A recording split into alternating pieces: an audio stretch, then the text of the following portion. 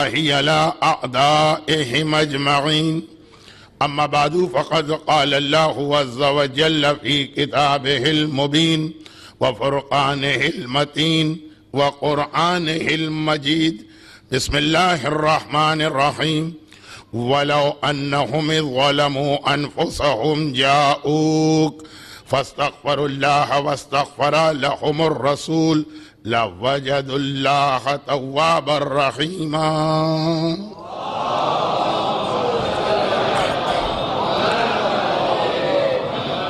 سورہ نساء کی 64ویں آیت کی تلاوت آج کی مجلس میں بھی کی گئی، اور یہ وہ آیت ہے کہ جس کی تلاوت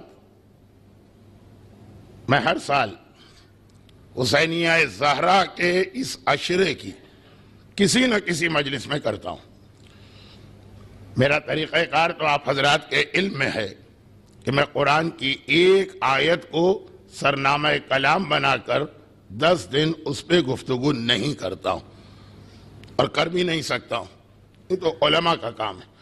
تو تقریباً ہر مجلس میں یا ہر دوسری مجلس میں آیت تبدیل ہوتی رہتی ہے۔ آج اس عشرے کی پہلی مجلس ہے، اور چونکہ میں پاکستان سے یہاں پہ آتا ہوں اور وہاں پہ پے در پے روزانہ اتنی مجلسیں ہوتی ہیں، تو پہلی مجلس میں ذرا سا میرا موضوع، میرا انداز بیان دھیما رہتا، لیکن اس سے پہلے کہ جو بھی مجھے اپنی کم علمی کے ساتھ اس آیت پہ گفتگو کرنا، ایک چیز کی وضاحت براہ راست کر دی جائے، اور جب موقع بنا تو اسی کے ساتھ ایک اور غلطی کی وضاحت۔ غیر ارادی طور پر عادت کے تحت، ایک احترام کے تحت بھی غلطی ہو جاتی ہے، اور وہ یہ ہے کہ فقہی اور شرعی اعتبار سے بہرحال میں سید ہونے کی سعادت سے محروم، اور ابھی جو میرے نام کا اعلان کیا گیا اس کے اندر سید صادق حسن آ گیا، گرچہ مجھے معلوم ہے کہ بیان کرنے والے کا کوئی ایسا ارادہ نہیں تھا، لیکن ایک احترام میں بھی، اور خاص طور پہ عرب علاقوں میں جہاں سید ایک احترام کا بھی لفظ ہے۔ دوسری بات، اس دوسری بات کو ذرا غلط نہ سمجھیے گا، ابھی پاکستان میں جب میں گیا تو 12 سے 15 کتابیں میرے نام سے چھپی ہوئی، جو میری مجالس کے عنوانہ پورے عشرے، اور اس وقت اب یہ نہیں، یہ تو ذرا سا اشتہار بن رہا، وہ ساری مجالس نہیں، ساری نہیں، شروع کی 8 کتابوں میں میرے نام کے آگے نجفی لکھا ہوا ہے۔ نجف اور کربلا کے حوض علمیہ کا تذکرہ میری مجالس میں بہت آتا، اور ظاہر کے اعتبار سے تو الحمدللہ پروردگار نے نجف و کربلا کی زیارتوں کا موقع دیا، اور بار بار دیا، اور آپ میں سے بھی، گلف میں رہنے والوں میں سے بھی ہر آدمی بار بار یہ زیارتیں کر رہا، اور کتنے لوگ 40 کی زیارت کے لیے تیار بھی ہو رہے ہیں، اور اگر کسی وجہ سے اب تک کوئی اس سے محروم ہے تو پروردگار عالم ہر مومن، ہر مومنہ کو حج بیت اللہ اور زیارات 4 معصومین خصوصاً کربلا کی زیارت سے ضرور مشرف کرے۔ مگر چونکہ ہمارے ہندوستان اور پاکستان کے ماحول میں نجفی کا ایک مفہوم یہ ہے کہ جس نے حوض علمیہ نجف میں تعلیم حاصل کی، یہ میں نے کہا کہ جب ایک لفظ کی وضاحت ہو رہی تو جو ابھی میں پاکستان میں اپنی آنکھ سے غلطی دیکھ کے آ رہا ہوں، تو اب گویا میں اس طرح سے جکڑا گیا کہ میرے نام سے پہلے بھی لوگوں کو غلطی ہوتی ہے، میرے نام کے آخر میں بھی غلطی ہوتی، لیکن بہت سارے مومنین کہتے کہ مولانا وہ نام سے پہلے اور آخر کی غلطی برداشت. ہمیں تو سب سے زیادہ نام پر ہی شک ہے کہ آپ کہلاتے صادق ہیں بھی کہ نہیں. یہ جو آپ سانپ پڑھتے ہیں، یہ جو آپ بچھو پڑھتے ہیں، یہ جو آپ آگ پڑھتے ہیں، یہ جو آپ اشارے قبر پڑھتے ہیں، یہ جو آپ عذاب قبر پڑھتے ہیں، اور اس سال تو حسین زہرا کے عشرے کا موضوع یہی. اسی حوالے سے مجھے اپنے عشرے کے موضوع کا اعلان کرنا تھا. تو یہ جو آپ پڑھتے ہیں، یہ سن کے تو ہمیں آپ کے نام کے پہلے اور آخری حصے سے کوئی غرض نہیں، اصل نام سے غرض. یہ تو کہیں سے بھی ہمیں سچی باتیں تو نظر نہیں آ رہی. اور کچھ لوگ ایک مرحلہ آگے بڑھ جاتے ہیں. جنہوں نے قرآن پڑھا تو انہیں پتا ہے کہ قرآن میں اتنا زیادہ تذکرہ اس عذاب قبر کا ہے یا عذاب آخرت کا ہے یا گناہگار کی سزا کا ہے، تو وہ اتنا بڑا دعویٰ تو نہیں کر سکتے جو امریکہ کے بچے کرتے ہیں کہ مولانا کون سا عذاب، کون سا فشار، کون سے سوال و جواب. ہم نے کیمرے لگا کے 3 دن تک قبر کو مانیٹر کیا. اب جو سی ٹی وی اور اس سے بھی زیادہ جدید ایجادات آ گئی تو اس میں تو کوئی مسئلہ نہیں ہے، لیکن یہ 20 سال پہلے کی بات کہ ہم نے قبر میں باقاعدہ ویڈیو کیمرہ لگایا، 3 دن ہم بیٹھے رہے. اب منکر آتا ہے، اب نکیر آتا ہے، اب قبر کی دیوار آگے بڑھتی ہے، اب وہ مرنے والے کی چیخ نکلتی ہے، اب وہ تڑپ کے ایک مرتبہ قبر میں اٹھ کے بیٹھتا ہے. جو آپ مجلسوں میں بیان کر رہے ہیں کچھ نظر نہیں آیا. نہ کوئی منکر ہمارے ویڈیو کیمرے میں ریکارڈ ہوا، نہ کوئی نکیر ہمارے ویڈیو کیمرے میں ریکارڈ ہوا. اور میں نے اس سے کہا کہ اگر وہ ریکارڈ ہو جاتا تو وہ منکر و نکیر ہوتا ہی نہیں. خیر وہ تو ایک بالکل الگ بات ہے. کہا کہ یہ ساری باتیں جب سنتے تو یہ لگتا ہے یہ واقعاً آپ کے نام کا یہ حصہ بدلنا چاہیے. پہلا اور آخری تو احترام کے اندر چل جائے گا، یہ نہیں چلے گا. اور یہی وہ چیز جو آج کی مجلس کا عنوان. اب آپ سوچ رہے ہوں گے نا کہ مولانا ادھر ادھر کی باتیں کر کے ہمارا وقت کیوں ضائع کر رہے ہیں. آج کی مجلس کا عنوان ہی یہی ہے. اس سے پہلے کہ میں اس پورے عشرے کے عنوان کو شروع کروں جو کل سے شروع ہوگا اور اس کی تمہید شروع کروں جو آج سے شروع ہونے والی ہے، اس سے پہلے کہ اس پہ بات کی جائے، ایک حدیث اسی موضوع کی لیکن ترتیب سے ہٹ کر. یہ بعد میں مجلس کے بیچ میں یہ حدیث آتی تو ایک ترتیب کے ساتھ آتی، لیکن بہرحال آغاز مجلس میں ہی صحیح، کیونکہ اس کا حوالہ 3-4 دفعہ اس عشرے میں آئے گا.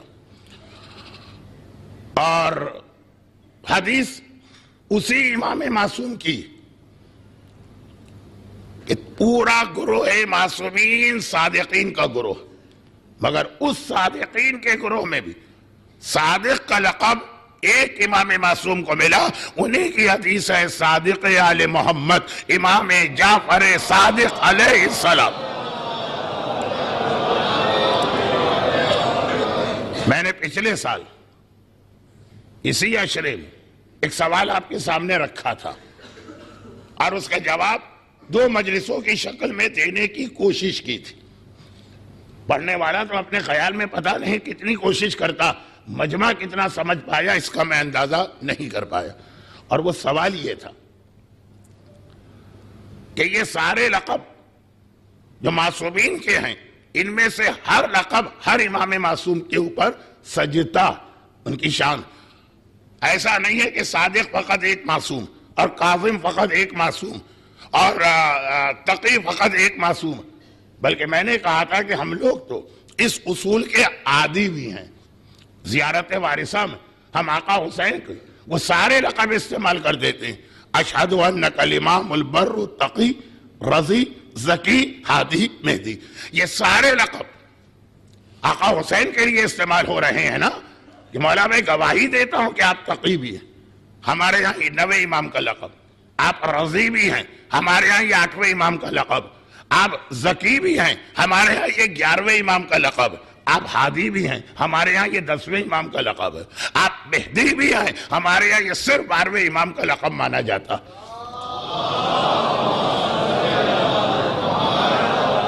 لیکن وہی فارمولہ اور اصول کہ حالات کے تحت کسی امام کا ایک لقب مشہور ہو گیا، ورنہ ہر امام، اور یہ زیارت وارثہ میں بھی خالی آقا حسین کے لیے نہیں، ہر امام تقی بھی ہے، رضی بھی ہے، ذکی بھی ہے، ہادی بھی ہے، کاظم بھی ہے، صادق بھی ہے، باقر بھی ہے۔ مگر پچھلے سال میں نے سوال یہ رکھا تھا کہ پھر کیوں تقی کو تقی کیوں کہا جاتا، اور خاص طور پر تقی کے اگر وہ معنی اپنے ذہن میں لائیں معصوم، تو یہ لقب تو امامت کے شروع میں ہی آ جانا چاہیے۔ میں نے پہلے امام دوسرے امام، پھر میں نے اس کا جواب 2 مجلسوں میں دیا تھا۔ میں حتی الامکان کوشش کرتا ہوں کہ چیز کی تکرار بہت جلدی نہ ہو۔ تکرار تو ہر آدمی کرتا ہے، میں کچھ زیادہ ہی تکرار کرتا ہوں، لیکن 8 سال 6 سال 4 سال بعد، اب پچھلے سال کی بات تو ابھی کی تھی، تو اس کی تکرار نہیں کروں گا۔ آج ایک اور سوال آپ کے سامنے رکھ رہا ہوں، ہو سکتا اس کے جواب کا موقع نہ ملے، لیکن ابھی تک میرے ذہن میں اپنے عشرے کا جو عنوان ہے اس میں اس سوال کا جواب آئے گا کہ صادق تو ایک ایسا لقب ہے جو رسول خدا سے شروع ہوا آخری امام تک ہے، چھٹے امام تک اس لقب کو روک کے کیوں رکھا گیا؟ یہ تو ایسا لقب ہے کہ امام علی وہیں سے یہ شروع ہو جانا چاہیے، چھٹے امام ہی کو صادق کیوں کہا گیا؟ اب ہمارا بچہ بھی اس سوال کا ایک عام جواب تو جانتا، بچہ بھی، کہ ہر امام کے زمانے میں جو حالات ایسے بنے کہ ان کی جو صفت دنیا کے سامنے زیادہ نمایاں ہو کے آئی، بے شک چھٹا امام بھی تقی تھا اور نقی تھا اور ہادی تھا اور ذکی تھا اور عسکری تھا، لیکن جو صفت زیادہ سامنے آ سکی چھٹے امام کے زمانے میں کیا ایسے حالات تھے کہ امام کے صادق کی صفت زیادہ سامنے آئی؟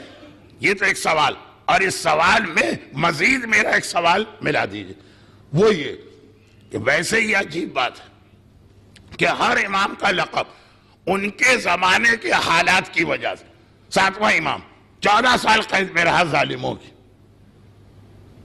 وہ قزم قیز، 7واں امام اپنے حقیقی بھائیوں کے ظلم کا نشانہ بنا، لیکن کسی قسم کا رد عمل ظاہر نہ کیا۔ چلیں سمجھ میں آگئے۔ 9واں امام تقی اس لیے کہلایا کہ مامون رشید کے محل میں جو کچھ گزری وہ ساری باتیں آ گئی۔ چھٹے امام کے لیے ایک عجیب بات ہے، حدیث چھٹے امام کی بیان کرنا تھی، کوئی عالم ہوتا جیسے مولانا محترم تشریف فرما تو وہ 1 منٹ میں بات مکمل کر کے آپ کو سمجھا کے آگے بڑھ جاتا۔ ایک طالب علم ہے تو بات کو اتنا پھیلا دیا، لیکن اس کا یہ جملہ جو اب آ رہا، جس کے بعد میں اصل موضوع پر آؤں، یہ جملہ آگے کی کسی مجلس میں بہت اہم ایک مسئلہ بننے والا، وہ یہ ہے کہ ہر امام کا لقب ان کے زمانے کے حالات کے تحت بنا، ورنہ حقیقت ابدی ہے مقام شبیری، بدلتے رہتے انداز کوفی و شامی، انداز ان کا بدلتا ہے، اس لیے معصوم کا لقب سامنے آتا ہے، ورنہ ہر معصوم کے لیے تمام لقب برابر۔ چھٹے امام کے لیے ایک عجیب بات، ایک عجیب بات کہ چھٹے امام کا لقب صادق ہونے کی 2 میں سے ایک وجہ، 9ویں امام کو تقی کہتے ہیں، اس کی بھی 2 وجہ تھی۔ پچھلے سال کی مجلس، دیکھیے حوالہ دینے کا تو مجھے حق ہے نا، اگر کہ مجلس کی تکرار نہیں کر رہا ہوں، 2 وجہ تھی، دونوں بتائیں۔ پچھلے سال 2 مجلسیں، صادق کا لقب سامنے آنے کی بھی 2 وجہ، ایک تو ان کے زمانے کے حالات اور ایک امام زمانہ کے حالات، جس کی وجہ سے چھٹا امام صادق کہلایا۔ امام زمانہ 6 اماموں کے بعد جو امام آنے والا ہے، اس 6 اماموں کے بعد کی وجہ سے 6 امام پہلے ہی چھٹے امام کا لقب صادق بن گئے۔ اب یہ ذہن میں رکھیے گا، کیونکہ ہمارا موضوع اب میں اور اپنے موضوع کو سخت بنا دوں تاکہ جو آج آئے ہیں وہ بھی کل مصائب کے وقت آئیں، اور سخت بنا دوں کہ ہمارا موضوع عذاب قبر، اور میں نے سخت بنا دیا، سیدھی سادھی ڈائریکٹ عذاب کی بات۔ مگر یہ تقریر اس میں زمانے کے امام کے بارے میں تو ہوگی ہی، وہ آپ کو معلوم ہے کہ زندگی بھر میں نے جس کے طفیل روٹیاں کھائیں، میرے گھر میں روزی آئی، میرے بچوں کے لیے روزی آئی، جس کے نتیجے میں میں زندہ ہوں اور سانس لے رہا ہوں، ایک مجلس ہمیشہ اس کے ذکر پہ مبنی اور مشتمل ہوتی. روز قلورہ، حدیث رسول کہ ساری مخلوقات کو روزی اس امام کی وجہ سے ملتی. بے وجود ہی ثبتت الارض والسماء، وہ ابھی ہے، چاہے جزیرہ خضرہ میں ہو، چاہے جبل رضوی پہ ہو، چاہے طائف کے قریب ہو، چاہے کسی پہاڑ پہ ہو، وہ ہے. تو زمین و آسمان قائم ہے اور ہم اور آپ زندہ ہیں. تو ایک مجلس تو ہوتی ہے. ایک مجلس اس سال بھی زمانے کے امام کے حالات پہ ہوگی، بلکہ اس سال کی مجلس تو اس لیے بھی امام کے حالات پر ہوگی. ایک تو وہی جو میں نے عرض کیا جملہ کہ ہم احسان مند ہیں، ہمارا ہر سانس مرہون منت ہے اس امام کا. لیکن دوسری طرف دنیا کے حالات بھی اتنے تیزی کے ساتھ بدل کے اس منزل کی جانب جا رہے ہیں جہاں اس یقین کے باوجود کہ امام کے ظہور کی تاریخ معین کرنا حرام بھی ہے، اور یہ دنیا کا سب سے بڑا جھوٹا قرار دیا گیا. یہ تاریخ اگر کوئی معین کرے وہ یقیناً صادق نہیں ہے، کاذب ہے. اس یقین کے باوجود دل کو یہ اطمینان بڑھتا جا رہا کہ یہی وہ حالات ہیں جس کا تذکرہ کر کے معصوم نے فرمایا کہ اس میں میرا بیٹا آئے گا. تو حالات کی وجہ سے بھی اس عنوان کی طرف گفتگو کا دل چاہ رہا. لیکن اگر ایسے حالات نہ بھی ہوتے تو کیسے ممکن تھا کہ میں اپنے زمانے کے امام کا ذکر ایک مجلس میں نہ کروں؟ تو وہاں شاید اس جملے کے دوسرے حصے کی وضاحت. اب آپ لوگ کنفیوز ہو گئے ہوں گے کون سا جملہ کون سا دوسرا حصہ. بہت پہلے میں نے بات کی کہ امام کا لقب صادق ہونے کی دوسری وجہ زمانے کے امام کے بارے میں. اب تو انہوں نے بھی اپنی غلطی مان لی، جنہوں نے ڈرامہ بازی کر کے ساری دنیا کو 2 سال پریشان رکھا. شاید آپ بھول گئے کیونکہ آپ میں سے اکثر لوگ عقیدت میں صف ازا پہ آ کے بیٹھتے. لیکن 2 سال سے ایک ہنگامہ تھا نا کہ 2012 میں دنیا ختم ہو رہی ہے، 2012 میں قیامت آ رہی ہے، 2012 کے بعد انسان نہیں رہے گا. دلیل کیا ہے؟ مایا قوم کا کیلنڈر. دلیل کیا ہے؟ ہالی ووڈ کی بنی ہوئی ایک فلم. ہمارے عقیدے ایسے بے تکے نہیں ہوتے کہ فلموں کی بنیاد پہ بنائے جائیں. ہمارے عقیدے ایسے نہیں ہوتے کہ کسی جنگلی اور وحشی قوم کے کیلنڈر کو دیکھ کے بنائے جائیں. ہمارا عقیدہ قرآن ہے، ہمارا عقیدہ حدیث معصوم ہے. لیکن اتنے سارے لوگ اس پروپیگنڈے میں آ گئے تھے. آپ کو معلوم ہے جب میں اپنی مجالس میں کوئی بات کہتا ہوں تو 99% میرا مقصد ہوتا ہے صاحبان ایمان. لوگ کہتے ہیں مولانا یہی بات تو آپ کی بہت پریشان کر رہی. دوسرے آتے ہیں تو دوسروں کو سنا کے چلے جاتے ہیں، آپ آتے ہیں تو آپ تو ہم ہی کو سنانے لگتے. تو جب میں کہتا ہوں کہ ہمارے عقیدے ایسے نہیں ہیں لیکن کتنے سارے لوگ پریشان تھے، تو اس کے اندر اپنے مومنین کی بات کر رہا ہوں. 2 سال دنیا میں جا گیا، مولانا اگلے سال قیامت آ رہی، مولانا 2012 کے بعد دنیا ختم ہو رہی. کہاں سے یہ انکشاف ہوا؟ کہا جی وہ مایا قوم کا کیلنڈر. آپ کے پاس قرآن نہیں ہے جو آپ کو کیلنڈر دیکھنے کی ضرورت پیش آئی؟ آپ کے پاس امام معصوم نہیں ہے جو آپ کو وہ کیلنڈر دیکھنے کی ضرورت پیش آئی؟ قرآن نے کتنی جگہ پر، اب دیکھیے بات سے بات نکل رہی ہے لیکن ایک ابھی ترتیب ہے، کتنی جگہ پہ یہ کہا کہ مخمل میں کبھی ٹاٹ کا پیون نہیں لگتا. یا ایھا الذین آمنوا ادخلوا فی السلم کافہ، اے ایمان لانے والو اسلام میں داخل ہو تو پورے طریقے سے داخل ہو. یہ نہیں چلے گا کہ آدھا لیا اسلام اور آدھا لیا اپنا معاشرہ، آدھا لیا اسلام، آدھا لیا اپنی قوم اور برادری کے رسومات، آدھا لیا اسلام، آدھا لیا اپنے گھر والے. پورا اسلام. مولا کا ایک جملہ سورہ احزاب کی آیت کی تفسیر میں، وہ جملہ ایسا ہے کہ جسے مکمل یا واضح بیان کرنے کا موقع نہیں. سن رہے ہیں تو سمجھ جائیے گا، ثواب کے نشے میں اس وقت غرق ہیں اور ثواب کا ایک مزہ آ رہا.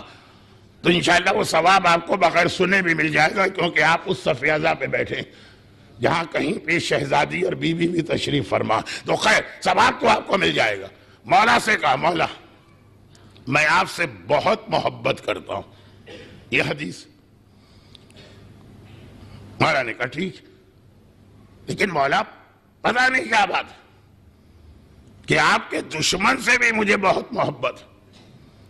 کچھ ایسے لوگ ہیں نا جو کہتے ہیں کہ بھائی ہم تو محبت ہی محبت ہیں، ہم کسی سے نفرت و برائی نہیں کرتے ہیں۔ اچھا ان کا دشمن آ جائے تو یہ فارمولہ نہیں چلتا، آل محمد کا دشمن آ جائے تو یہ فارمولہ چلاتے، جی ہم تو برائی والے ہیں ہی نہیں، ہم تو ہر ایک سے محبت کرتے ہیں۔ زندگی اتنی مختصر ہے کہ نفرت و دشمنی میں اس کو نہیں گزارا جا سکتا۔ یہ بڑے بڑے ادیبوں اور شاعروں کے کلام میں بھی دیکھا اور گفتگو میں بھی۔ عجیب جواب دیا مولا نے۔ یہ جواب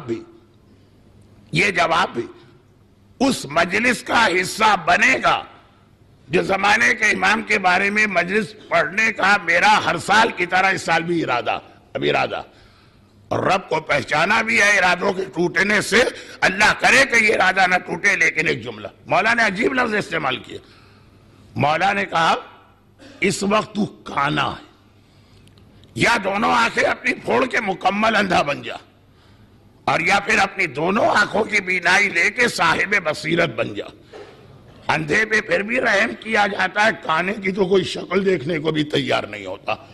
مولا نے کہا تو کانا ہے، ایک آنکھ سے ہدایت، ایک آنکھ سے گمراہی۔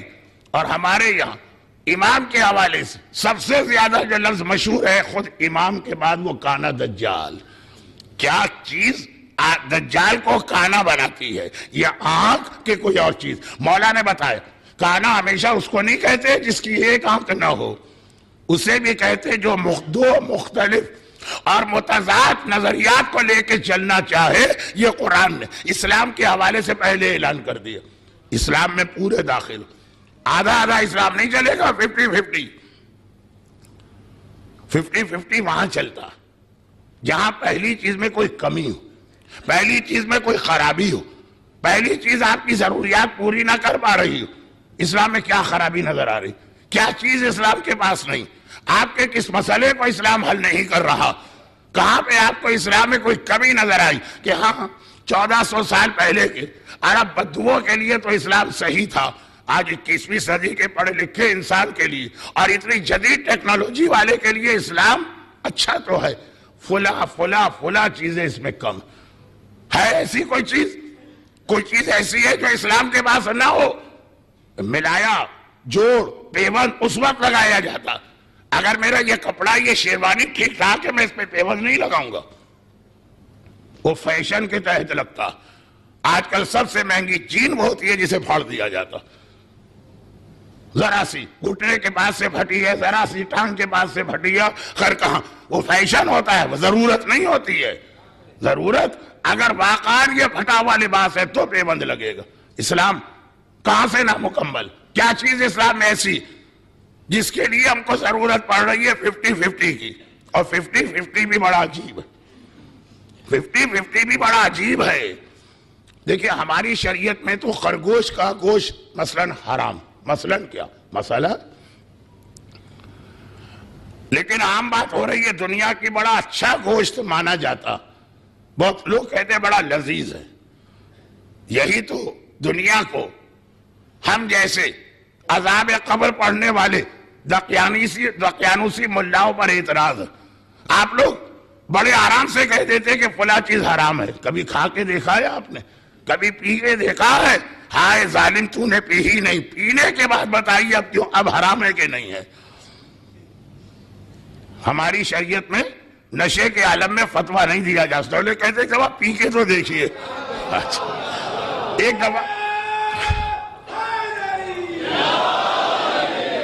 دفعہ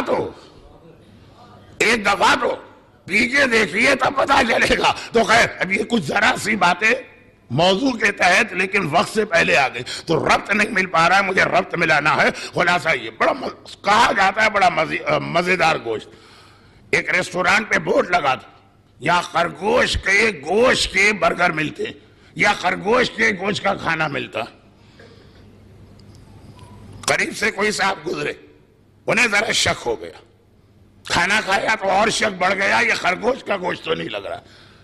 مالک کے پاس گئے, اس نے کہا بھائی دیکھیے آج کی دنیا میں پوری خالص چیز کہاں ملتی, میں خرگوش ضرور کھلاتا ہوں لیکن 50-50, یہ اسلام کا 50-50 کا جواب دے رہا ہوں.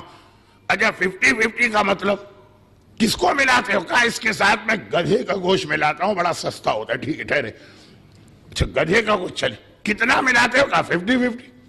کیا مطلب؟ ہمارے ذہن میں تو یہ ہے کہ اگر 2 کلو تو 1 کلو گدھا 1 کلو خرگوش. کہا نہیں, 1 خرگوش اور 1 گدھے کو ملاتا ہوں, یہ 50-50 ہوتا. ہمارے بعض گھرانوں میں 50-50 اسلام بھی اتنا رہ گیا ہے, خالی کلمہ لیا ہے اسلام سے, خالی نماز اور روزہ لیا ہے اسلام سے, باقی ہر چیز غیر اسلامی ہے. شادیاں غیر اسلامی, موت غیر اسلامی, بچے کی ولادت کے موقع پہ تقاریب غیر اسلامی, والدین دوست رشتہ دار صلہ رحمی, ہر چیز غیر اسلامی. اسلامی کیا ہے؟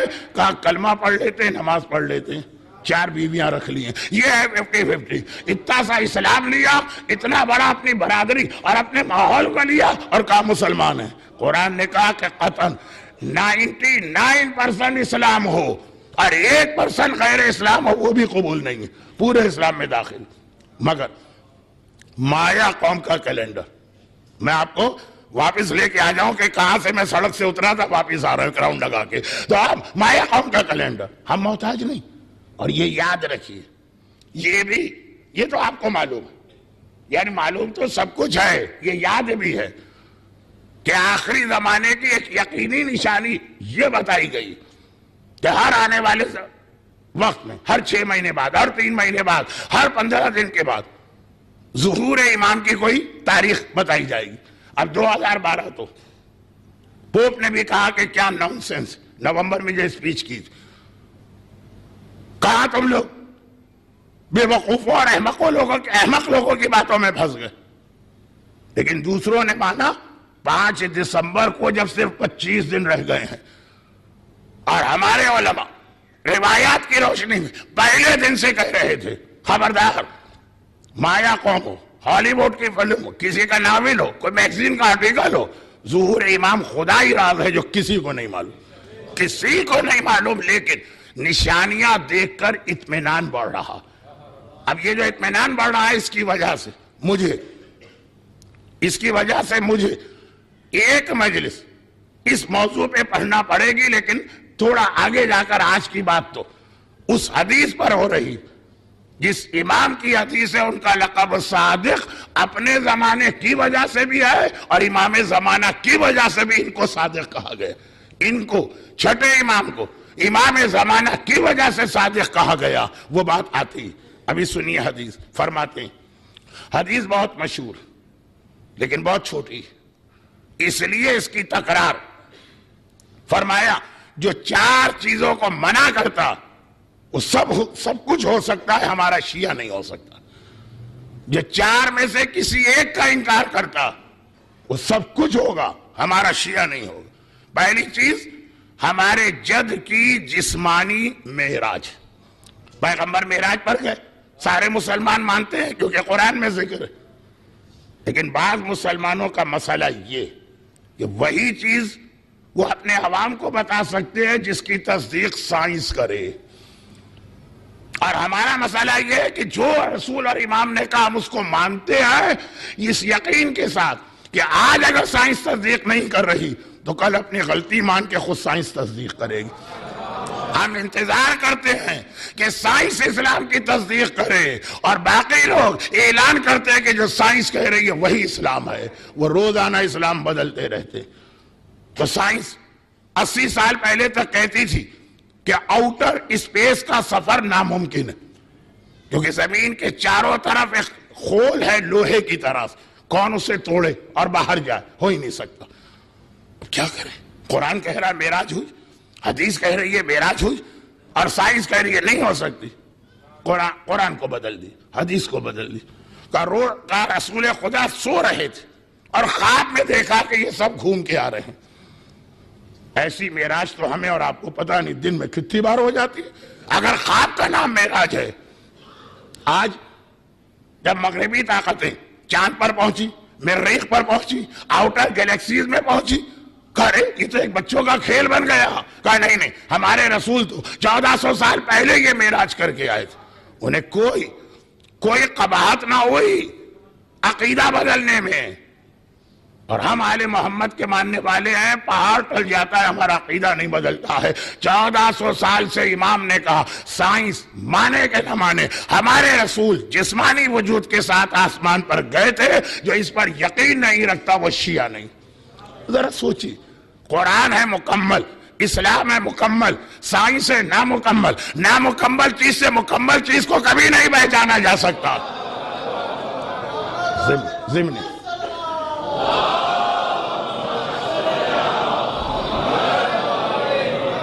میں اتنا ہی جوش آپ سے چاہوں گا اسی حدیث کے دوسرے اور تیسرے جملے پر بھی. حدیث تو ایک ہی حدیث ہے، معصوم تو ایک ہی معصوم ہے، الفاظ تو ایک ہی الفاظ ہیں. جتنا جوش آپ نے ابھی دکھایا اتنا ہی جوش دوسرے اور تیسرے جملے پہ بھی دکھائیے. فرماتے ہیں کہ جو 4 چیزوں کا انکار کرے گا ہمارا شیعہ نہیں. جو ہمارے رسول کی معراج جسمانی کا انکار کرے، جو منکر و نکیر کے سوال کا انکار کرے، جو عذاب قبر کا انکار کرے. وہی امام کہہ رہا جس کے معراج جسمانی کے مسئلے کو آپ نے اتنے جوش کے ساتھ سنا کہ اگر سائنس نے تصدیق نہیں کی تو ہم سائنس کو چھوڑیں گے، امام کو لیں گے. عذاب قبر پہ مجمع کو کیوں سانپ سوکھ جاتا ہے؟ وہی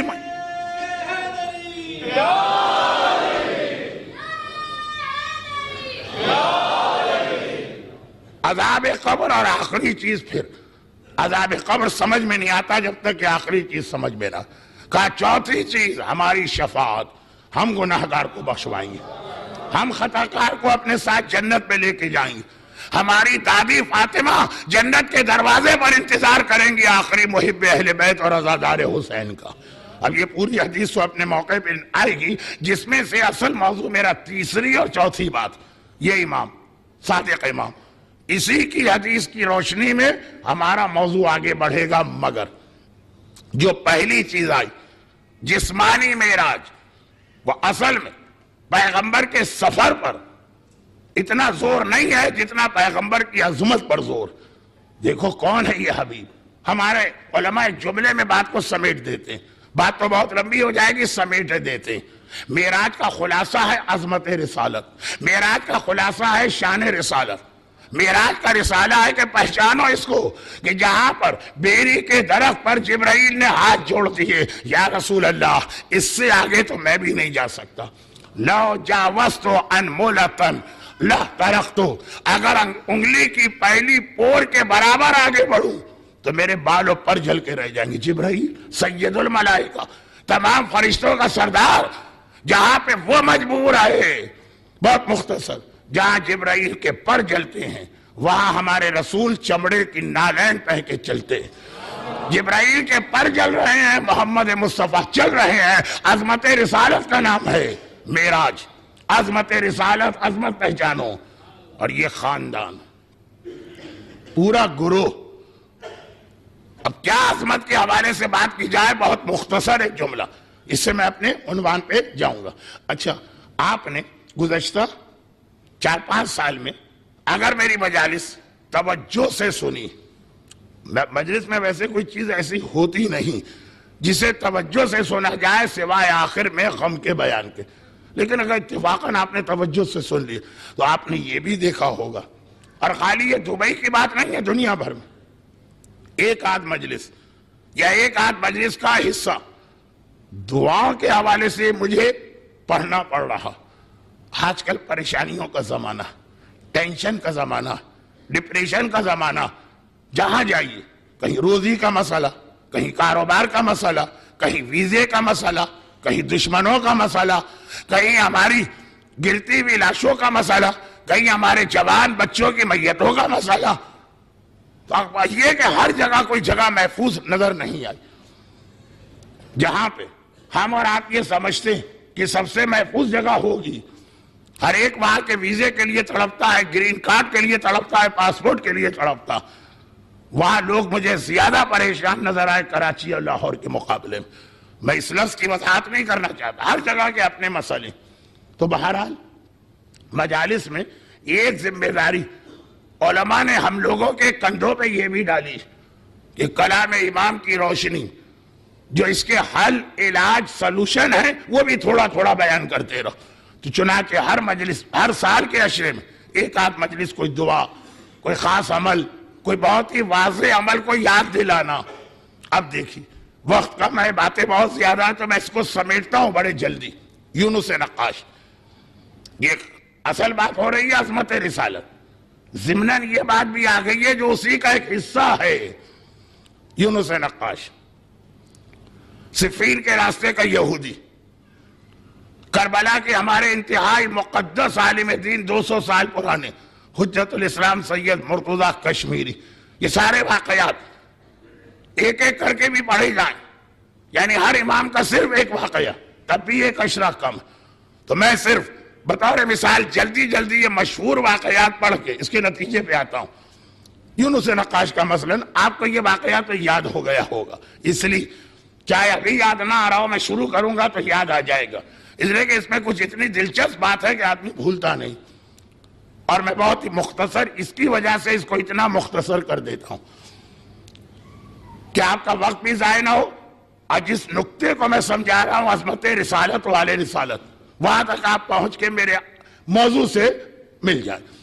یونس نقاش ہے، انگشتری پر، نگینوں پر نقش و نگار بناتا، کوئی قرآن کی آیت لکھواتا ہے، کوئی ذکر خدا لکھواتا ہے، کوئی اپنا نام لکھواتا ہے۔ ایک دستور، جب آدمی نگینہ پہنتا ہے، عقیق ہو، فیروزہ ہو، حدید سینی ہو، در نجف ہو، تو سادے سادے نگینے کے مقابلے میں نقش والا نگینہ پسند۔ مذہبی لوگ ہیں تو انہیں وہ حدیثیں یاد آتی ہے کہ امام نے کہا یہ آیت لکھواؤ، یہ ذکر خدا لکھواؤ۔ دنیاوی لوگ ہیں تو اپنا نام، اپنے گھر والوں کا نام، اپنی بیوی کا نام، غرض یہ کہ یہ ہمیشہ سے رواج ہے، یہ اس میں ایکسپرٹ آدمی۔ پورے اسلامی دنیا میں اتنا ماہر کوئی نہیں، رہتا سامرہ میں، کیونکہ سامرہ کیپٹل، زیادہ بڑے آدمی، زیادہ اثر رسوخ والے آدمی، زیادہ طاقتور آدمی، زیادہ پیسے والے آدمی سامرہ ہی میں ہوتے ہیں۔ تو یہ وہاں آ کے اس نے دکان کھول لی کہ غریب غربا سے کیا ملے گا، اصل تو آمدنی ان سے۔ اور گھر اس کا ہے 10ویں امام کے گھر سے دیوار ملا ہوا کہ ادھر اس کا گھر ہے، ادھر 10ویں امام کا، گھر کے اندر سے ہی جانے کا راستہ بھی۔ پرانے زمانے کے مکانات ایک دوسرے سے اندر سے بھی ملے ہوتے تھے۔ امام کی خدمت میں صبح و شام زیارت اور عقیدت کے اعتبار سے حاضری دیتا۔ ایک دن سامرہ کے گورنر نے اسے بلایا اور ایک بہت قیمتی اور بڑا عقیق دیا، اور بالکل اصلی۔ یہ بھی ایک مسئلہ ہے نا آج کی دنیا میں، پتھروں کے لوگوں کو پہچان نہیں ہو پاتی، اور ہمارے لیے تو اس سے بڑا مسئلہ کہ ہمیں اپنے زمانے کے امام کو پہچاننا ہوگا جب وہ ظاہر ہوں گے۔ پتھروں کی پہچان کیوں نہیں ہو پاتی ہے؟ کہا کہ اصلی پتھر بھی ہے، نقلی پتھر بھی ہے، گھٹیا کوالٹی کے بھی۔ اور امام کے لیے بھی یہی جملہ کہ جب اصلی امام آئے گا تو اس وقت جھوٹے امام بھی آئیں گے، نقلی امام بھی آئیں گے، گھٹیا قسم کے لوگ بھی امام بن کے آئیں گے۔ مسئلہ ہے بہت بڑا، پتہ نہیں کیوں ہمارے لوگ دنیا بھر کے ہر مسئلے پہ غور کرتے، اس پہ غور ہی نہیں کرتے۔ جب امام آئیں گے تو ہم پہچانیں گے کیسے؟ خیر، بات بہت زیادہ پھیل رہی ہے، جو لوگ آج کے بعد نہیں آئیں گے ان کو آج کی بات تو پوری کر کے دے دوں۔ یونس نقاش کو بلایا، کہا کہ پوری اسلامی دنیا میں تجھ سے زیادہ ایکسپرٹ کوئی نہیں، بڑی مشکل سے یہ نگینہ جتنا بڑا ہو، اصل اگر ہو اتنا ہی قیمتی، بڑی مشکل سے یہ نگینہ ملا ہے، اس کے اوپر میرا نام یا مثلاً فلاں آیت لکھنا۔ احتیاط کرنا، کوئی ایسی چیز کسی نے ہمیں دی کہ اگر وہ ٹوٹ جائے تو مارکیٹ میں ویسی دوسری چیز موجود ہے، وہ اتنا مشکل مسئلہ نہیں، اور اگر ایک ہی ہے دنیا میں، یہ گھر لے کے آئے۔ بات مختصر کر رہا ہوں، ورنہ میرا انداز تو آپ کو پتا ہے نا، اس کے محل سے گھر آنے میں آدھا گھنٹہ گزار دیتا ہوں، جتنا وقت اس کو نہیں لگتا اس سے زیادہ میں لگا دیتا ہوں، بہت مختصر۔ گھر والوں کے ہاتھ میں پہنچا، ہر ایک کو دیکھنا ہے، ٹوٹا اور 2 برابر کے حصوں میں تقسیم. تھوڑی بہت 19-20 کی کمی تو رہتی، نگینہ نہیں ٹوٹا. اپنے پورے گھر والوں سمیت یہ مارا گیا. پرانا زمانہ ظالم گورنر سامرہ کا اور متوکل عباسی کے زمانے کا. گھبرا کے دوڑا امام کے پاس، مولا مشکل کشا کے مشکل کشا بیٹے میرے اور میرے گھرانے کی مشکل کشائی کریں. یہ جتنا پریشان تھا اتنے ہی اطمینان سے امام نے کہا گھبراؤ مت. جب وہ گورنر تمہیں بلائے گھر کے صحن میں خالی ہمارا نام لینا. دعائیں تو بہت ساری، اتنی لمبی لمبی دعائیں بھی ہیں کہ کتاب دیکھ کے بھی آپ نہیں پڑھ سکتے. لمبی دعا میں کیا ہوتا، شروع ہو گئے. اب بیچ میں آدمی پھنس گیا، اب کیا کروں، یہ تو دعا ختم ہی نہیں ہو رہی. اب وہ صفحے پلٹ پلٹ کے دیکھتا ہے کتنے صفحے رہ گئے. تو اب یہ خلاصہ یہ ہے کہ دعائیں تو بہت ہیں، لمبی دعا، مشکل دعا، دعائے جوشن صغیر. اب دیکھیے کہ اس سے زیادہ مجرب کوئی دعا نہیں. دعائے جوشن کبیر سے زیادہ یہ دعا فائدہ پہنچاتی. الفاظ بڑے مشکل، زبان لڑکھڑانے لگتی. دعائے جوشن کبیر اس سے بڑی ہے، فائدوں میں کم ہے. یہ لفظ میں بڑی مشکل سے کہہ رہا ہوں کہ کم کا مطلب کچھ اور لوگ نہ لے لیں. آسان اتنی ہے کہ مدرسے کا چھوٹا سا بچہ بھی پڑھ دیتا. دعائے جوشن صغیر صفحات کے اعتبار سے سائز میں کم ہے، فوائد کے اعتبار سے دعائے جوشن کبیر سے ڈبل ہوگی. اور وہ والے اس کے فائدے ہیں جو آج کل ہر مومن کا مسئلہ، جادو کا توڑ، نظر بد کا توڑ، حسد کا توڑ، دشمنوں سے بچاؤ. زیادہ اس کے فائدے ہماری دنیاوی زندگی، پھر بھی لوگ نہیں پڑھتے. کیوں؟ مشکل بہت، مشکل بہت. شروع کرتے ہیں 15% یا 10% بھی نہیں پڑھا بند کر کے چلے جاتے ہیں. تو اب دعائیں تو بہت بڑی ہیں، چھوٹی لیکن مشکل ہیں. امام نے آسان ترین دعا بتائی، کہا ہمارا نام لے لو، خالی نام، نام، صرف نام. واپس آ گیا گھر میں. ہم اور آپ ہوتے تو بڑے مایوس واپس آتے. یہ امام نے کیا بتایا، یہ کوئی دعا ہوئی؟ آج تو خیر الحمدللہ ہمارے عام آدمی کو بھی پتا کہ بہترین دعاؤں میں سے ایک دعا، ایک جملہ، السلام علی الحسین وعلی اولاد الحسین وعلی اصحاب الحسین وعلی علی ابن الحسین وعلی اولاد الحسین وعلی اصحاب الحسین. بہترین دعا ہے ہر مسئلے کے حل کے لیے. اب آہستہ آہستہ لوگوں کو پتا چل رہا ہے یہ خالی سلام یا زیارت نہیں ہے، دعا بھی اور مکمل. مگر میرا آج کا موضوع دعا نہیں، عظمت رسالت. کہا ہمارا نام لے لینا. چند دنوں کے بعد گورنر کا غلام آیا کہ گورنر نے بلایا اور عقیق کے بارے میں ڈسکس کرنا، جان نکل گئی. امام نے فرمایا تھا جانے سے پہلے گھر کے صحن میں کھڑا ہوا، 10ویں امام کا خالی نام لیا اور وہاں پہنچا. حاکم کو پریشان پایا. پریشان تو میں ہوں، یہ کیوں پریشان؟ حاکم نے کہا بھائی مسئلہ یہ ہے کہ میری 2 بیویاں، جب انہیں عقیق کا پتا چلا دونوں میں جھگڑا ہو گیا. ایک کہتی ہے کہ مجھے ملے گا، دوسری کہتی ہے کہ مجھے ملے گا. شاید دوسری کو چاہیے بھی نہیں، لیکن پہلی نے کیوں کہہ دیا مجھے ملے گا. حسد، جلن ایسی ہوتی. میں تو پاگل ہو رہا ہوں. تم سامرہ کے گورنر، فوج تمہارے پاس، کوڑے تمہارے پاس، ہر ایک کو تم نے ٹھیک کر دیا. اکبر الہ آبادی کا شعر اپنے ہی لیے نہیں ہے، ان ظالموں کے لیے بھی. اکبر ڈرے نہیں کسی سلطان کی فوج سے، مگر شہید ہو گئے بیوی کی نوج سے. اب بیوی کی نوج اتنی خطرناک چیز ہے. گورنر پریشان. کہا ایک ہی حل ہے، جا کے نگینے کے 2 حصے کرو، آدھا اس کو دوں آدھا اس کو دوں، میری جان تو چھوٹے. واہ مولا، آپ کے نام میں اتنی برکت ہے کہ ننگی تلوار سر پہ لٹک رہی ہے، یقینی موت تھی، خالی آپ کا نام لیا اور اس طرح سے مسئلہ حل ہوا. کیسے حل ہوا؟ کہا کہ حاکم اگر 2 نگینے بنیں گے تو ڈبل اجرت ہوگی. کہا کہ 4 گنی اجرت لے لو. کہا موت نظر آ رہی ہے، اور کہا برکتوں پہ برکتیں.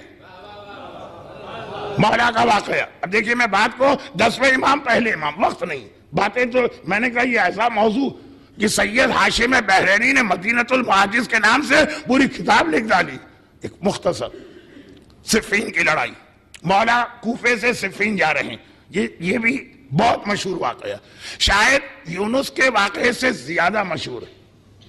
جا رہے ہیں مولا، راستے میں وہ علاقہ ایسا ہے کہ جب آپ شام کے قریب پہنچے تو وہاں پہ عیسائی بستیاں بہت ساری، ایک عیسائی راہب کا مکان،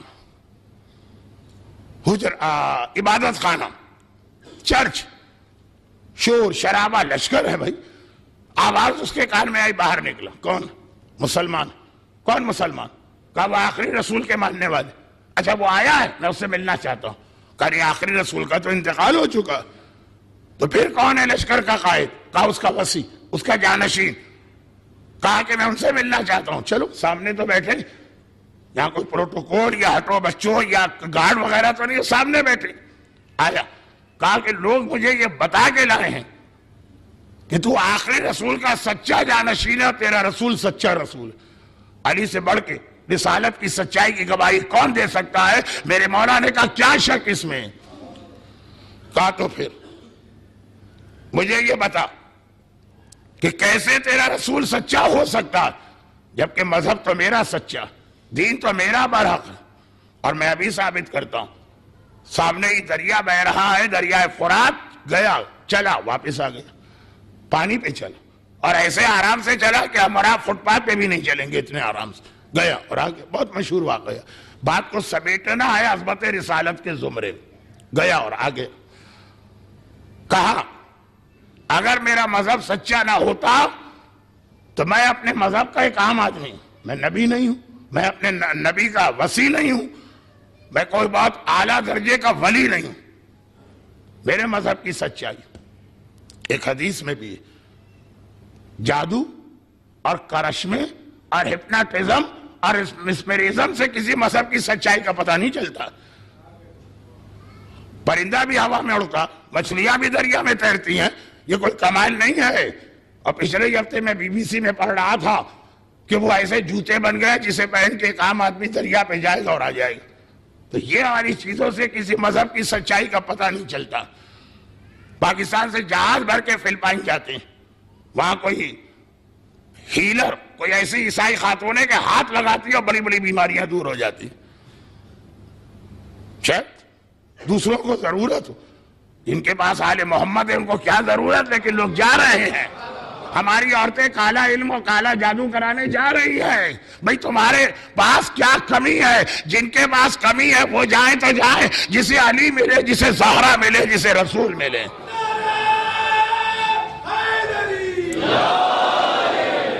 بہت زیادہ یہ گناہ پاکستان اور انڈیا میں بڑھتا جا رہا، انڈیا میں بھی، بلکہ انڈیا میں زیادہ۔ تو یہ ذرا سی باتیں بعد میں تفصیل سے آئیں گے، ابھی خلاصہ۔ گیا اور آگے، کہا یہ میرے مذہب کی سچائی۔ یہ کیا سچائی؟ لیکن کہتا ہے میرے مذہب کی سچائی، جو تورات کا نسخہ میرے پاس ہے، تورات 2، ایک کمپلیٹ تورات جو صرف پادریوں کو اور مذہبی پیشوا کو دی جاتی تھی، اور ایک عوام والی جس میں کافی چیزیں چھپائی جاتی تھی۔ کہا جو میرے پاس تورات ہے، یہ میں اس کی آیت پڑھ کے جا رہا ہوں۔ امام نے کہا پوری آیت؟ کہا رہی ایک لفظ۔ مولا مسکرا، کیا میں تجھے یہ نہ بتاؤں کہ کیا لفظ تو پڑھ رہا تھا؟ کہا آپ بتا ہی نہیں سکتے، آپ بتا ہی نہیں سکتے، یہ تو خالی ہمارے مذہب کے اعلیٰ پیشواؤں کے پاس کتاب ہے، آپ کے پاس یہ کتاب کہاں سے آئی؟ امام نے کیا کہا ہوگا؟ ہم کتاب کے محتاج نہیں ہیں، کتاب ہماری محتاج ہے، ہمیں ضرورت نہیں ہے کتاب ہو کہ نہ ہو۔ میں بتاؤں تو یہ پڑھ رہا تھا، چوک کے کہا یہ تو ایک ایسا عیسائیت کا راز ہے، آپ کو کیسے پتا چلا؟ کہا اسے چھوڑو، یہ تیری زبان عبرانی میں ہے نا، اب میں اس کا عربی ترجمہ کروں کہ کیا پڑھ رہا تھا؟ یہ میرا نام تھا جسے لے کے علی علی علی علی کہہ کے تو پانی میں چل رہا تھا۔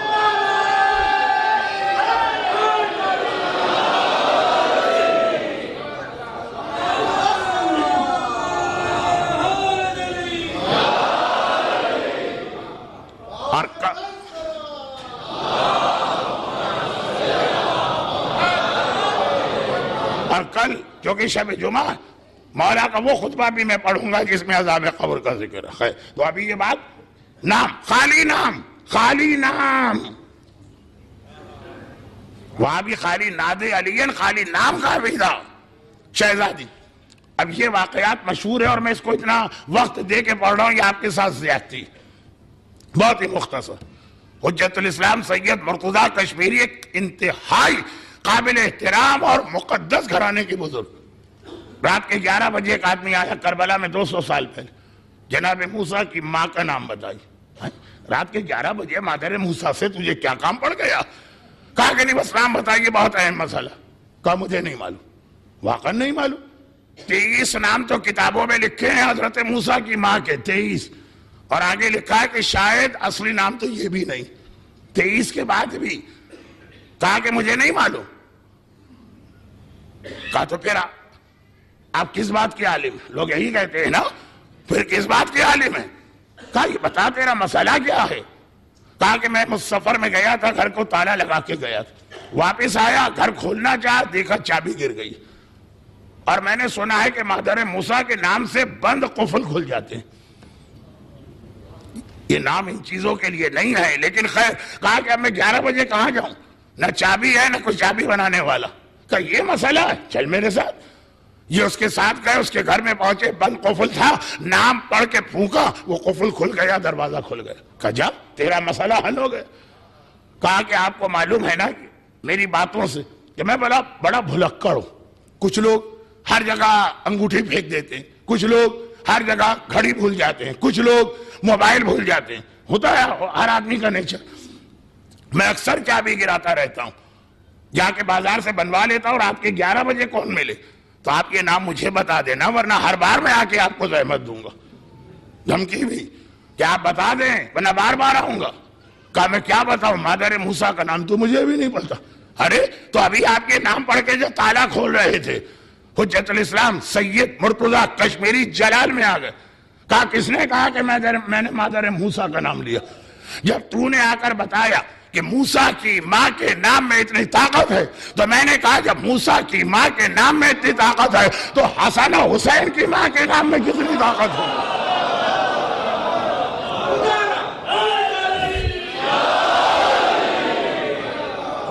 میں نے اپنی دادی حسنین کی ماں کا خالی نام پڑھ کے اس کو کھولا. دنیا کے تالے کھل جاتے ہیں. اگر فاطمہ کا نام لو جنت کے دروازے کیسے بند رہیں گے اگر نام فاطمہ لیا جائے؟ آج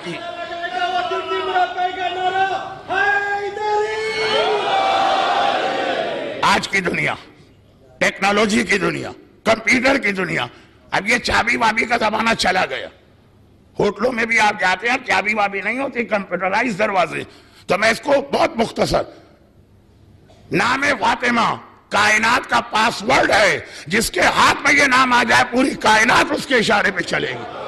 کمپیوٹر میں ایک پاس ورڈ ہوتا، وہ پاس ورڈ جسے پتا چل جائے پورا نظام اس کے ہاتھ میں آتا ہے. تو اب یہ ایک ایک معصوم کا واقعہ اگر میں پڑھوں، دیکھیے ابھی تک میں نے کوئی لمبی دعا، کوئی عربی کا لفظ، کوئی عربی کی دعا نہیں لی، صرف نام اور نام رسالت. اب میں معجزے سے ہٹ کے فقہ پہ آتا ہوں. میرا اصل شعبہ جو ہے نا وہ فقہ اور شریعت، جس کی وجہ سے آج کا یہ جوشیلا مجمع کل کتنا ٹھنڈا پڑے گا یہ مجھے ابھی سے معلوم. میں غیب دان بھی ہوں، ایک پیشین گوئی کل کے لیے کر رہا اگر کل تک زندہ رہا. لیکن اب میں آیا، پیغمبر کی بات آئی چلے. اب معجزات ایک طرف، نام رسول. ایک چھوٹی سی مثال، وقت نہیں تھا اس لیے میں نے واقعہ نہیں پڑھا. نام رسول، ایک آدمی غیر مسلم یا کافر، ہماری فقہ کے اعتبار سے وہ نجس، اس کا پسینہ نجس، اس کا لعاب دہن نجس، اس کے آنسو نجس، سارا اس کا جسم نجس ہے. وہ بھی سوکھا، آپ بھی سوکھے، ایک دوسرے سے ٹکرا گئے، کوئی حرج نہیں. کوئی ایک بیچ میں گیلا ہوا. جو مسئلہ حرام جانوروں کا بھی یہی، سوکھے کتے سے سوکھا مومن ٹکرائے گا، وہ نجس ہے، مومن پاک ہے، لیکن ایک دوسرے پہ کوئی فرق نہیں پڑے گا. ہاں گیلا کوئی ہے، نجس، کافر. اب ہمیں اسے پاک کرنا ہے. لوٹے کے پانی کو اس میں ڈالا، وہ پاک تو کیا ہوگا، لوٹے کا پانی نجس ہو جائے گا. کور پانی میں اس کو ڈالا نجس رہے گا، دریا میں ڈالا نجس رہے گا، سمندر میں ڈالا بحر الکاہل دنیا کا سب سے بڑا سمندر نجس رہے گا۔ مکے سے ہم زمزم کا کنٹینر بھر کے آئے، زمزم کے پانی سے اس کو پاک کرنا چاہا، زمزم کا پانی خود نجس ہو گیا، یہ پاک نہ ہوا۔ کسی اتفاق کے تحت یا معجزے کے تحت آپ کو کوثر کا پانی مل گیا جنت کا، وہ آپ نے اس کے بدن پہ ڈالا، وہ نجس رہے گا۔ اس نے اللہ کا نام بھی لے لیا، لا الہ الا اللہ، نجس رہا۔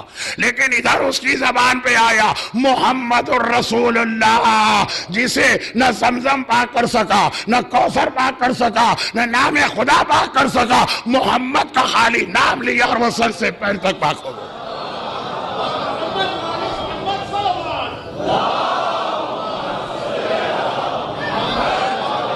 دیکھیں اصل عظمت نام رسالت کی ہے۔ محمد سے لے کے میرے 10ویں امام کے واقعات بہت جلدی جلدی بتائیں۔ اب میں یہاں پہ رک کے ایک بات کروں، آج کا پیغام ذرا مختلف ہوا لیکن اپنی جگہ اہم، اصل بات تو کل سے آئے گی، لیکن وہ یہ کبھی ایسا ہوتا کہ آپ دعاؤں کی کوئی کتاب اٹھاتے ہیں، آپ کو روزی کی دعا دیکھنا، 15 دعائیں لکھی، اب آپ کنفیوز یہ پڑھیں کہ یہ پڑھیں کہ یہ پڑھیں کہ یہ پڑھیں۔ آپ کو اولاد چاہیے، اولاد کے لیے 25 دعائیں لکھی، ایک ہی پریشانی کے لیے 10 15 40 50 دعائیں ہوتی، کون سی پڑھیں؟ یہاں بھی اگر کوئی کہے مولانا آپ نے 10ویں امام کا بھی تذکرہ کیا، اور آپ نے مولا کا بھی، اور آپ نے شہزادی کے نام کا بھی، اور آپ نے رسول کے نام کا بھی، اور آپ نے یہ کہے کہ باقی واقعات چھوڑ دیے، یہ واقعہ ہر امام کا ہے، تو کس کا نام لے اگر ہمیں مسئلہ حل کرنا ہو؟ ایک چھوٹی سی دعائے توسل جو آپ کو دی گئی ہے نا، اس میں پورے 14 کے 14 نام ایک ساتھ اس طرح جمع کر دیے گئے ہیں کہ آپ مسئلہ نہ ہوگا۔ اس میں 10ویں کا نام بھی ہے، 12ویں کا نام بھی ہے، 7ویں کا نام بھی ہے، حسین کا نام بھی ہے، فاطمہ کا نام بھی ہے، علی کا نام بھی ہے، محمد مصطفیٰ کا نام بھی ہے۔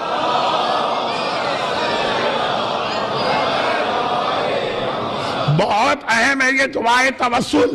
ایک ہے عادت کے تحت پڑھنا، دنیا میں بہت سی جگہوں پہ کل رات کو دعائے توسل پڑھی گئی، منگل کو دعائے توسل، کس طرح پڑھی جائے، کیوں پڑھی جائے، ذہن میں کوئی تصور نہیں ہے، بس پڑھ رہے ہیں۔ لیکن آپ کی روزی کا مسئلہ، آپ کے جاب کا مسئلہ ہو، آپ کے دشمن کا مسئلہ ہو، آپ کی اولاد کا مسئلہ ہو، دعائے توسل میں 14 نام بڑے حسین طریقے سے ایک جگہ جمع ہو گئے ہیں۔ اس سے زیادہ اہم اور مجرب اور مسائل کو حل کرنے والی مختصر دعا شاید آپ کو کوئی اور نہ ملے۔ اور یہ میں نے اس لیے بھی کہا کہ ابھی انگریزی زبان میں ایک چھوٹی سی کتاب مجھے ملی جب میں پہلا اشرا پڑھ رہا تھا، دعائے توسل پڑھنا جائز نہیں ہے، شیعہ اسکالر کے قلم سے لکھی، اس میں ان کو توحید کے خلاف باتیں نظر آ گئیں۔ یہ ہے آخری زمانے کی وہ ٹیکنیک کہ پریشانیاں بڑھائیں گے آخری زمانے میں، اور جو پریشانیاں دور کرنے والی چیزیں اس سے آپ کو ہٹائیں گے۔ آخری زمانے کی پریشانی کہ ایک وقت کی روٹی کے لیے باپ اپنی بیٹی کو بیچ دے گا، بہت اس سے زیادہ سخت جملہ نہیں ہو سکتا۔ اس کا جو حل ہے، البتہ اہل بیت کا ایک طریقہ، وہ خود بھی فاقے سے اور آپ بھی فاقے سے، آپ نے جا کے ان سے سوال کیا یا انہیں ویسے ہی ظاہری طور پہ کسی نے بتا دیا اپنے آگے کی روٹی آپ کو دیں گے؟ ارے شہزادی آپ کے بچے بھی بھوکے ہیں؟ کہا نہیں، اس مومن کے، اس محب کے، اس مومنہ کے بچے، ان کی بھوک زیادہ اہم ہے۔ میرا حسن بے شک بھوکا رہے، اس کا بیٹا بھوکا نہ رہے، میری زینب بے شک بھوکی رہے، اس کی بیٹی بھوکی نہ رہے۔ یعنی دعائے توسل میں ایک اعتراض یہ تھا اس کتابوں میں کہ ان اہل بیت کا نام لے رہا ہو، نعوذ باللہ، جو اپنے مسئلے حل نہیں کر سکے وہ تمہارے کیا کریں؟ یہ ایک مومن محب اہل بیت شیعہ اسکالر کے قلم سے جملہ پڑھ رہا ہوں، جو اپنے مسئلے حل نہیں کر سکے وہ تمہارے کیا مسئلے حل کریں؟ اس نے اہل بیت کو سمجھا ہی نہیں، جتنا خود غرض ہے، سمجھ رہا ہے اہل بیت بھی ایسے ہی ہیں کہ پہلے اپنے بچوں کی بھوک مٹاتے پھر دیکھتے ہمیں آپ کو۔ یہ اہل بیت نہیں ہے، وہ پہلے ہمارے بچوں کی بھوک مٹائیں گے پھر اپنے خاندان پہ توجہ ڈالیں گے۔ اور یہی چیز میدان کربلا میں سکینہ کو پریشان کر گئی. یہی چیز میدان کربلا میں سکینہ کو پریشان کر گئی ایک اور حوالے سے. رات کا اندھیرا اور اس دنیا کی تاریخ کی سب سے اندھیری رات شام غریبہ. اس دنیا کی تاریخ میں ایسی کوئی رات نہیں آئی. البتہ لفظ اندھیرا تو میں نے کربلا کے میدان کو دیکھ کے کہا، ورنہ جہاں زینب بیٹھی ہے وہاں تھوڑی روشنی. یہ روشنی کوئی غیرت مند مسلمان کیا چراغ لے کے آئے؟ چراغ کی روشنی نہیں، یہ جلتے ہوئے خیموں سے اب تک شعلے نکل رہے ہیں. جس جلے ہوئے خیمے کی روشنی میں زینب لٹے ہوئے گھر کو لے کے بیٹھی. اللہ جب آپ کو کربلا لے جائے تو خیمگاہ کی زیارت تو لازمی حصہ ہوگا. آج کی شاندار عمارت کو نہ دیکھیے، شام غریبہ کے جلے ہوئے خیموں کو ذہن میں رکھ کے زیارت کیجئے گا. اور ایک بار اسی رات میں پانی آ گئے. کہاں سے آیا؟ کون لایا؟ یہ کوئی روایتوں کے تحقیق کا موقع نہیں ہے، آ گیا پانی. سجاد نے یہ پانی زینب کو دیا، پھوپھی اماں یہ کسی کا تحفہ ہے، پانی آیا. زینب نے پانی لیا، چاروں طرف دیکھا. سکینہ جہاں پہ سو رہی تھی وہاں گئی. سکینہ کے شانے کو ہلایا، سکینہ بیٹی آنکھیں کھول. بچی گھبرا کے اٹھی. پھوپھی اماں کیا بات ہے؟ کہا پانی آیا ہے، یہ پانی پی لے. اکبر، قاسم، آنا محمد 3 دن کے پیاسے تھے. سکینہ ان سے زیادہ پیاسی ہے، کیونکہ اس کے بعد بھی پیاس چلتی رہی، چوتھی رات آ گئی. اس سے زیادہ پیاسی ہے، مگر تڑپ کے کیا کہتی؟ یہ نہیں کہتی ہے کہ لائیے پھوپھی اماں میں بہت پیاسی. کہا پانی آ گیا، یعنی میرا چچا عباس آ گیا. پانی نہیں چاہیے، چچا عباس چاہیے. زینب نے کہا نہیں سکینہ بیٹی، عباس تو نہیں آیا، پانی آ گیا. اچھا پھوپھی اماں تو آپ نے مجھے کیوں اٹھایا؟ پانی آئے پہلے آپ پانی پیجئے، آپ بھی تو اتنی ہی پیاسی ہیں. کہا نہیں سکینہ یہ پانی تجھے پینا. میری اماں رباب کو دیجئے. اصغر بھیا میری اماں رباب کتنی پیاسی. کہا نہیں پانی پہلے تجھے پینا. ارے میرے بھیا سجاد کو دیجئے، وہ پیاسا بھی ہے، وہ بیمار بھی ہے. کہا نہیں سکینہ پانی تجھے پینا. سکینہ نے کہا کہ پھوپھی اماں ذرا بتائیے، جب سب پیاسے، سب آپ، ماں، بھائی، تو پہلے مجھے کیوں پانی دیا جا رہا؟ کہا کیونکہ تو سب سے چھوٹی، اور دستور یہ ہے کہ پہلے چھوٹوں کو پانی دیتے. بس اب سکینہ نے کوئی سوال نہیں کیا، پانی لے لیا، مگر پانی پیا پھر بھی نہیں. پانی کا کوزہ لے کے مختل کی جانب دوڑی. زینب نے کہا سکینہ کہاں جا رہی؟ پھوپھی اماں آپ ہی نے کہا ہے پہلے چھوٹوں کو پانی دیتے. ارے میرا ششمہ بھائی علی اصغر وہ پیاسا ہے، پہلے اصغر کو پانی پلا لو پھر پانی پیوں گی. اجرکم علی اللہ علی ولانت اللہ علی اعدائہم اجمعین. پروردگارا تجھے معصوم اور بے گناہ علی اصغر کے اس خون ناحق کا واسطہ، تجھے سکینہ کی اس پیاس کا واسطہ، تجھے شریکت الحسین زینب کبریٰ کے اس امتحان کا واسطہ، تجھے میرے مظلوم آقا سجاد کے اس امتحان کا واسطہ. جو مومنین اور مومنات آج کی مجلس میں ہیں، ان کو، ان کے گھروں کو، ان کی روزی کے ذرائع کو، ان کے گھر والوں کو، ان کی اولادوں کو دنیا اور آخرت کی ہر پریشانی سے محفوظ فرما. گریہ کرنے والے کے آنسوؤں کا واسطہ ان کی تمام حاجتوں کو پورا کر دے. خاص طور پہ جو روزی کی پریشانی میں ہیں ان کی یہ پریشانی دور کر دے. خدا بندہ جو بیمار ہیں انہیں شفا کاملہ عطا فرما. ہمارے تمام مرحومین کو اہل بیت اطہار سے ملحق فرما. دنیا میں جہاں جہاں مسلمانوں پہ ظلم ہو رہا ہے خدا